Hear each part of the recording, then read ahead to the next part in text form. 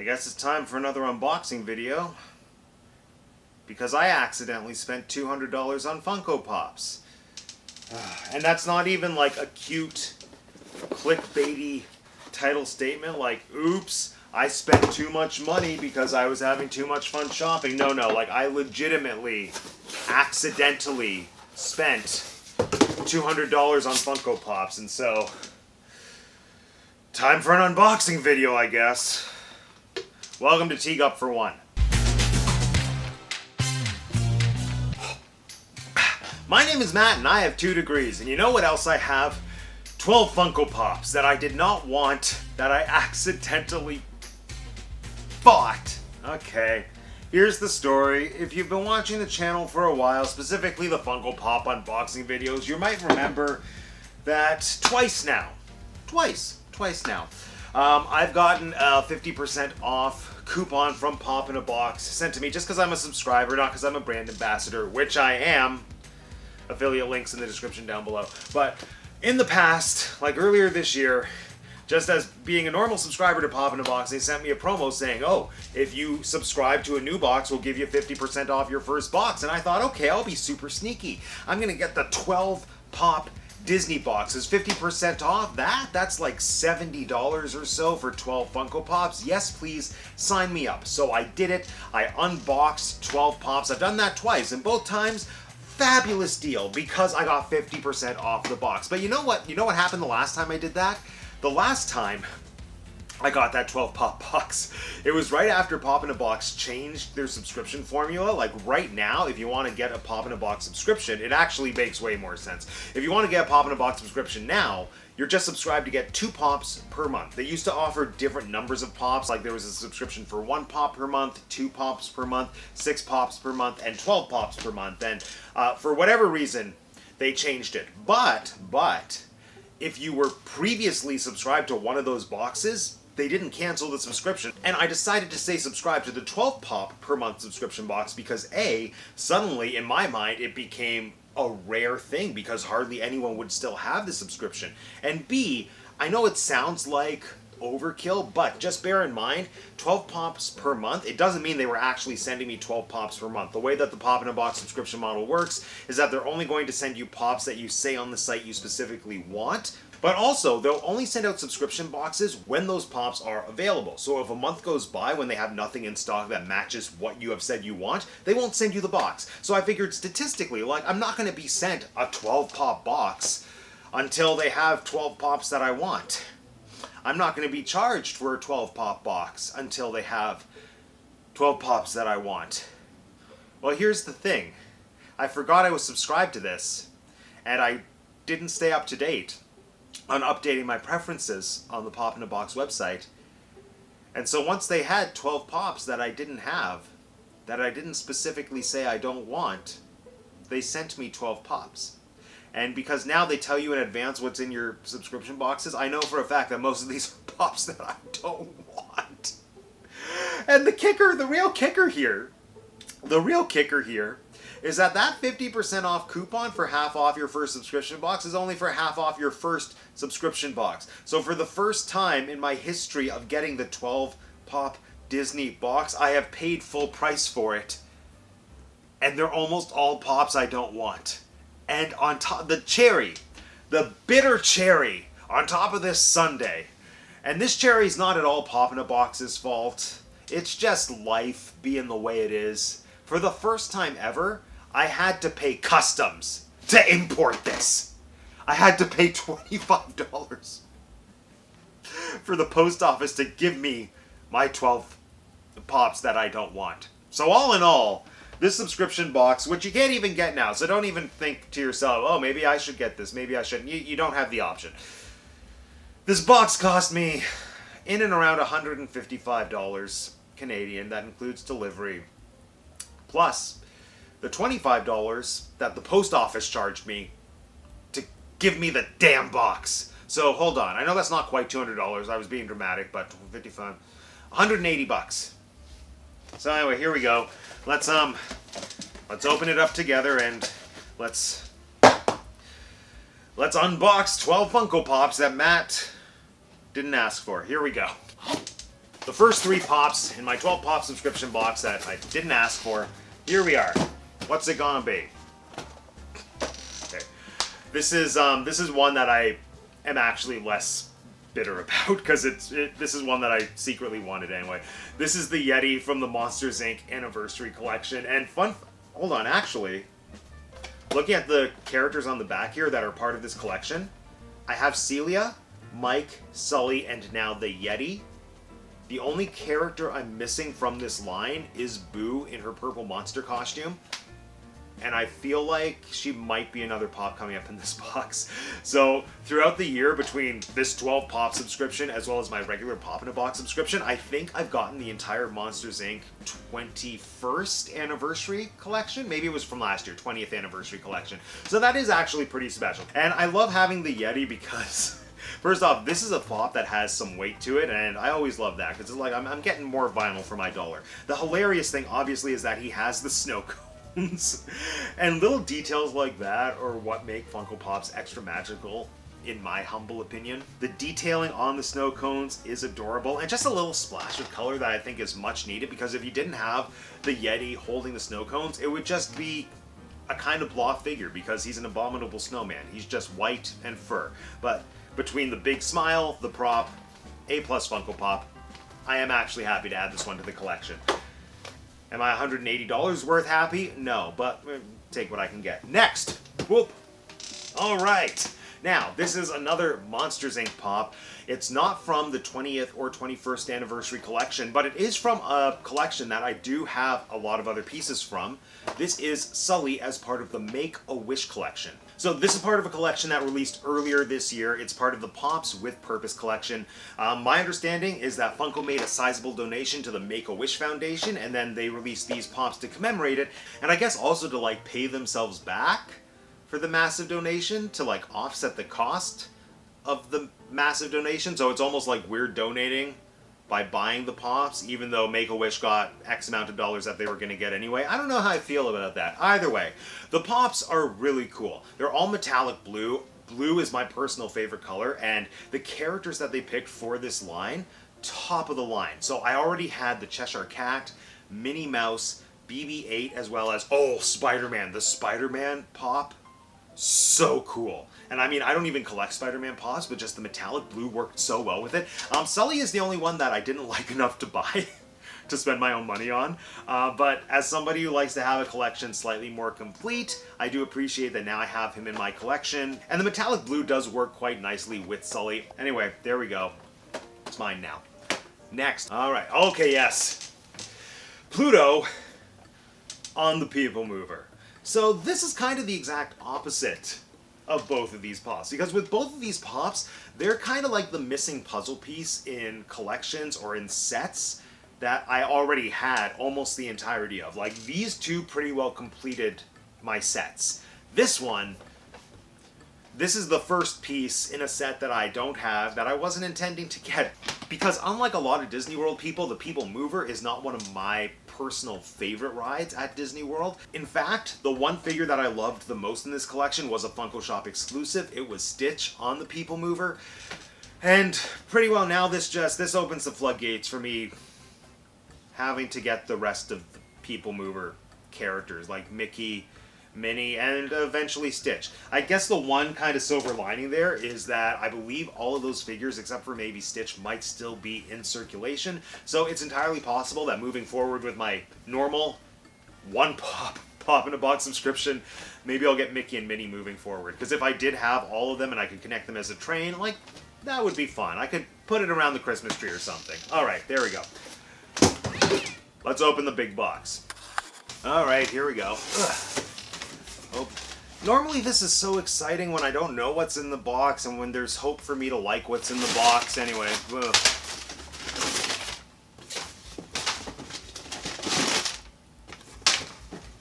Okay, what'll it be first? This one. Let's see. Alright. It's Izzy from Lightyear. You are going to discover that Lightyear is the bane of this box. I I didn't have high hopes for the Lightyear movie. I had high hopes for Socks the cat, and that cat did not disappoint. But the rest of the movie, it was just kind of subpar Pixar. And I always feel like a boring Pixar movie is more offensive than a bad Pixar movie. But there are no bad Pixar movies. Anyway, Izzy, I did love the character of Izzy. I adore Keke Palmer, so like in theory I do love this character, but this is the thing with almost all of the Lightyear Funko Pops. They're just generic humans that are in boring space gear. So once again, here we have a generic human in kind of boring space gear. Like, admittedly, now that I have the pop in hand, I can appreciate the level of detailing. I didn't notice that she had 42 plastered on her armor on the shoulder. Like, that's cool. I am getting kind of the character energy of Izzy in this figure, which is always important to me, but I don't know. I didn't love that movie. I don't love this pop. I respect this pop, don't love this pop. Anyway, there. Lightyear pop number 1. Next. This one. Okay. It's another frickin' Lightyear pop. I said frickin'. Okay. It's Zurg. Zurg. Like, Emperor Zurg in the Toy Story universe, that guy is iconic. I adored the design, the character design for Emperor Zurg from the Toy Story films.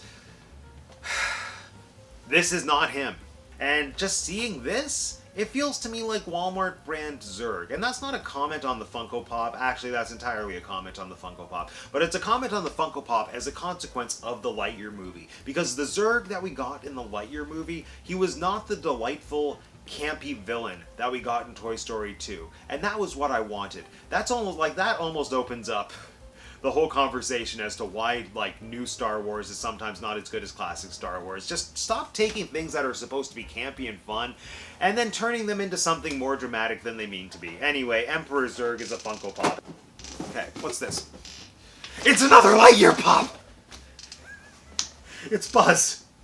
It's Buzz in the XL01, in the extra large number 1 spacesuit, and even more so than the Izzy pop. The most generic looking human, because at least Izzy has her helmet off. We can see some character. We can see a little bit of humanity. This is just, if you showed this to me and didn't tell me it was Buzz Lightyear, I would think generic spaceman, which kind of taps in to what my issue was when they brought face character Buzz into the Disney parks. I did an entire video about why that was sick and wrong. Maybe not sick. About why that was weird and wrong. Watch that video if you want to. But looking at this pop, kind of like Zurg, I don't love the detailing on his suit as much as I appreciate it with the Izzy pop. I do like that we have his name, Lightyear, spelled across the chest piece, because honestly, that's the only visual clue you have that this is Buzz Lightyear. Honestly, if they were going to waste their energy into making multiple pops for different characters from Lightyear, there should have been a whole line of Socks the Cat pops. We got one. Well, kind of 1.5. There's one of Buzz holding Socks the Cat. It'll probably be in this box. Let's find it. Next. Oh! Oh! Oh my gosh. A pop that I legitimately very much wanted. And actually, I think this is much needed because I was getting very bitter and cynical. Here we go. Yes! Oh my gosh, I love him. I love him so much. Oh, this is beautiful. This is beautiful. It is the specialty series Scar with meat from the Disney Villains line.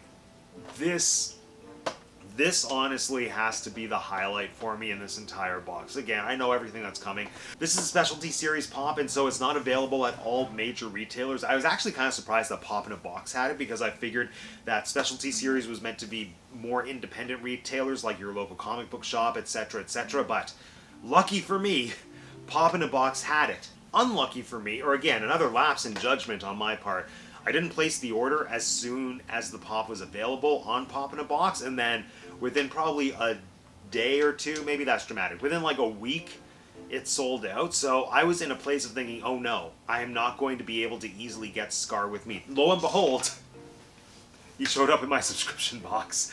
This, I'm not going to go into too much detail about how much I love this figure, because coming up probably within the next week or so, I am going to be doing a full unboxing video of the entire Disney Villains collection. Stay tuned for that. That video is probably 1.5 years in the making. So, we're going to do a deep dive on this figure in that video. Just know, Scar with Meat came in the subscription box. I could not be happier. Well, I could have been happier if I didn't spend $180 on the box. Okay, next. Oh, good. It's another Lightyear pop. At least this time he's holding Socks the cat. You know, this pop... Okay, this one is a significant improvement on the last Lightyear pop that we got. I am seeing more intricacies in his spacesuit, so it does kind of put him on par with Izzy. On this one, even though he is wearing the helmet, we at least see the purple, like, scalp piece, the purple hood thing. I know there's a word, I'm not going to look it up. We at least see Buzz wearing his characteristic purple swimmer's cap thing. So looking at this, you could tell it is Buzz Lightyear. It's instantly identifiable, but most importantly, he is holding an adorable Socks the cat. So this was really the only pop they had to make in the entire Lightyear pop collection, minus Socks the cat. So, and spoiler alert, I didn't actually get Socks the cat. I got every Lightyear pop in this box, except for Socks the cat. So if my calculations are correct, I think that's it for Lightyear pops. We'll find out together, won't we? It's this one. Okay. This one's pretty cool. This one is hard for me to be bitter about. It is Blacklight Oogie Boogie. Now, I've said on the channel before, I don't care for Nightmare Before Christmas. It's not a personal favorite. I don't hate it, and the movie has in fact grown on me over the past 2 or 3 years. Oogie Boogie has quickly become one of my favorite characters in the entire franchise, because his song, debatably the best song in the entire film. And anytime I can get a Blacklight figure, so exciting. I have 3 of the Alice in Wonderland Blacklight figures, and I think the aesthetic of them is second to none. And it works so well with Oogie Boogie, and I love for this that they went with green, because the tendency with the Blacklight figures is to pick wacky colors that aren't exactly the first colors you would associate with the character. Sometimes it works, sometimes it doesn't, but green, Blacklight, Oogie Boogie, holding dice, could not get any better. I do already have one Oogie Boogie pop in the collection. It's part of the Nightmare Before Christmas train, and I mean, I do adore that figure, but for the amount of Funko photography that I do, it's so nice to have a standalone Oogie Boogie figure, especially a Blacklight figure. Like, the photos I can get out of this guy are going to be amazing. Next, this one. Yes! And just like that, the Monsters, Inc. collection is complete. Boo. In her adorable purple monster outfit. Oh my gosh, this is so cute! I'm realizing now as well that this figure has a mouth. It makes all the difference when Funko Pop characters have that additional detail of a mouth. Not to say I think all of them need it, but because it is a bit of a more rare thing with Funko Pop designs, when you get a character with a mouth, it adds so much more charisma, charm, visual appeal. Like, it makes this so adorable. This is a top tier pop. Happy to have it. Next. Okay. Yes! It is another Nightmare Before Christmas Blacklight edition. It's kind of like I said with Oogie Boogie. I love the Blacklight Funko Pops. They're so much fun to take pictures of. And the mayor, even though he's not one of my favorite characters when I'm watching the film, he's become one of my favorite characters for Funko Pops. Just because the visual design of the mayor specifically is so engaging. Like, I just love the triangle head. And what's so cool is that usually, and let's find out right now, usually with Mayor Funko Pops, his head is turnable because, yes, and that's the case here. Yes. So, oh wait, no, it's not. Wait, is it? Okay, I spoke too soon. Evidently, the mayor's head is not turnable, and I don't really understand why. It's not difficult for Funko to make their Funko heads able to turn around, and this is a character whose whole point is that he can, like, have his happy face on one side and his sad face on the other side, and well, maybe it does. Yeah, I feel like if I try to turn his head, I'm going to break the pop. So, don't love that, but I do love this pop. One of the other great things about the Blacklight edition is that they have this look to them that's almost like a hand-painted quality. We didn't so much get that with Oogie just because of the nature of Oogie. There's not a lot of detailing on him. Like, there's maybe a couple creases in and around his arms, but with the mayor, oh, this is beautiful. And when I say this hand-painted quality, if you just look at the mayor, these embellishments on his cheeks, or even the detailing on his megaphone. It looks like somebody just took a paintbrush and added these beautiful rustic accents, and I adore that. That's the reason I love the Blacklight collection so much. All right, and last, and I was about to say, but certainly not least, but it might actually be least. You know what, before I get the last pop, if you have seen my previous 2 videos where I've unboxed these Pop in a Box 12 pop subscription boxes, in both of those cases, I've gotten like 11 regular standard sized Funko Pops, as well as 1 super gigantic surprise. Like, maybe super gigantic's not the right word, but like some kind of deluxe pop. So in my first 12 pop subscription box, I got Mickey Mouse with Sleeping Beauty's castle. That was magical. My second box, I got the pop ride of Captain Hook on Peter Pan's flight. That, equally magical. Like a pop ride, a slightly elevated, more deluxe figure, a pop town set, a slightly elevated, more deluxe figure, and Pop in a Box kind of did that. Not even kind of. Pop in a Box did do that this time, but again, this comes down to me not being up to date with my preferences, because they sent me a deluxe figure of a character from a movie I don't care for, of a pop style that I also don't care for. Anyway, here we go. Yep. It is the art series Sally from Nightmare Before Christmas. And this is not me hating on Sally. I adore Sally. I love Catherine O'Hara, Canadian treasure. Sally, like the brave heroine of that movie, I think. I've seen it once. I couldn't give you details. But like the art series, I think I might have even said it on this channel before. I don't understand the art series.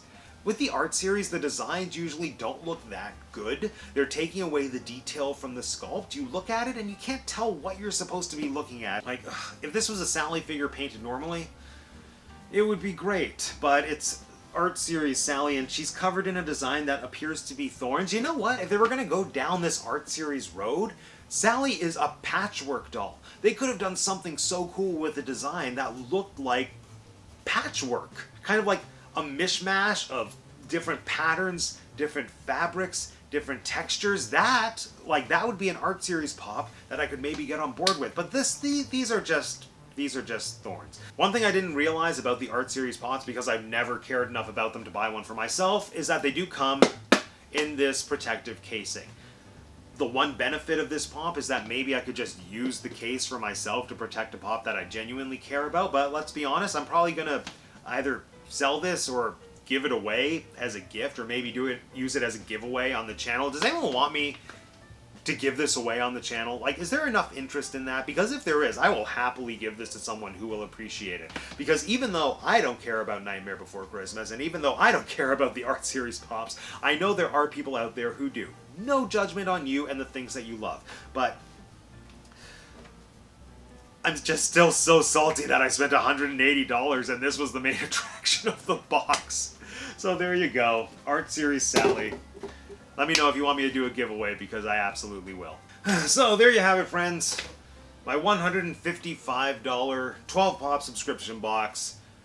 After counting for customs fees, $180 12 pop subscription box. But of course, we can't do a haul / unboxing without seeing what the actual value of these pops is up against what I paid. Now, first off, I did a quick check on the Pop in a Box website. If I were to buy all of these pops at their current retail value, all of this, not counting tax / shipping / delivery fees, whatever, regular retail price for all of these together comes to $210 Canadian. So already, considering that the actual cost of the box was only $155 and like customs was just life being unfair, already I've air quote made money on this box. Again, it's entirely my own fault that they're almost all pops that I don't want. The big lesson that we learned here, you know what, I'm not even going to wait to the end of the video to get to the lesson. What did we learn here, everyone?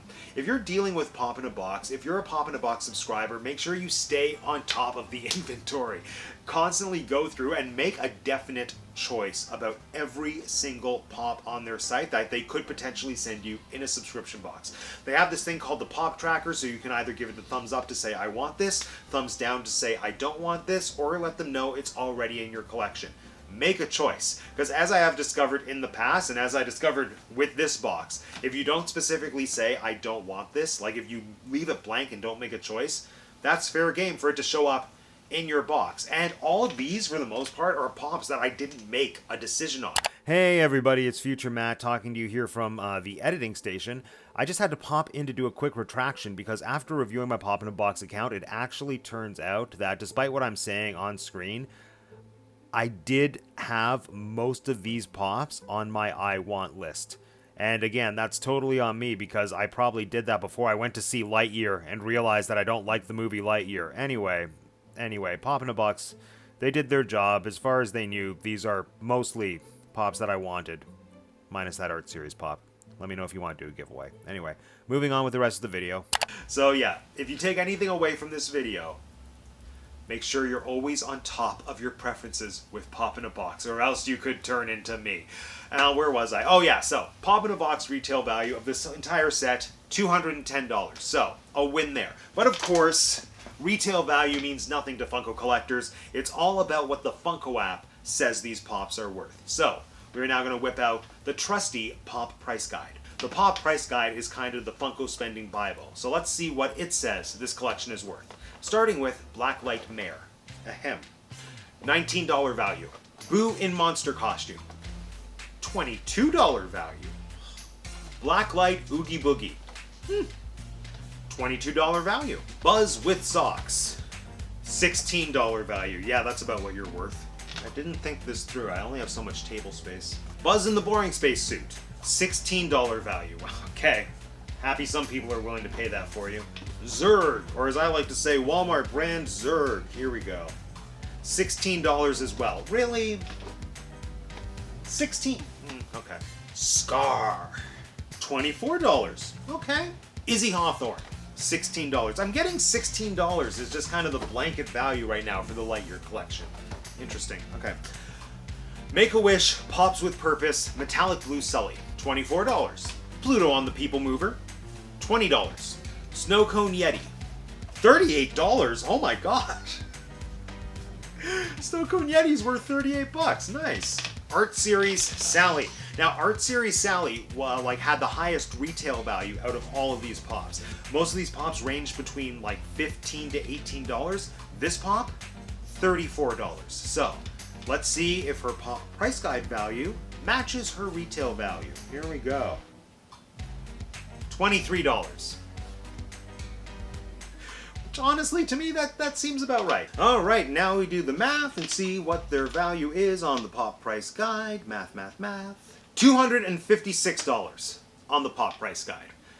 So, in theory, if I wanted to flip this entire collection, because all of them are unopened, minus the Blacklight Mare, but don't tell anyone I opened it, even though there is video evidence. I could, in theory, sell all of these right now and make a profit of almost $100.